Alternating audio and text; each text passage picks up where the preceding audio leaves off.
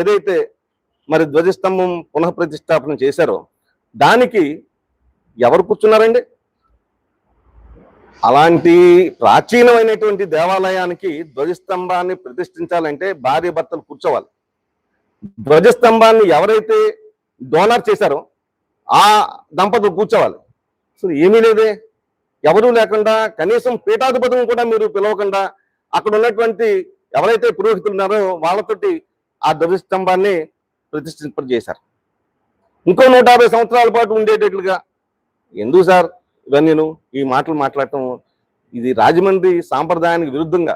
ఇంతకుముందు చాలా మంది రాజమండ్రి పార్లమెంట్ సభ్యులుగా ఉన్నారు, నగర ఎమ్మెల్యేలుగా ఉన్నారు, కానీ ఎవరు ఇలాంటి మాటలు మాట్లాడలేదు. ఇంత నిర్లక్ష్యంగా వెటకారంగా మాట్లాడినటువంటి సందర్భం లేదు. మీ యాటిట్యూడ్ మార్చుకోవాల్సినటువంటి అవసరం ఎందుకు ఉంది అంటే, ఇలాంటి మాటలు ఇది రాజకీయం చేసేటువంటి గుడి రాజకీయం చేయొద్దండి.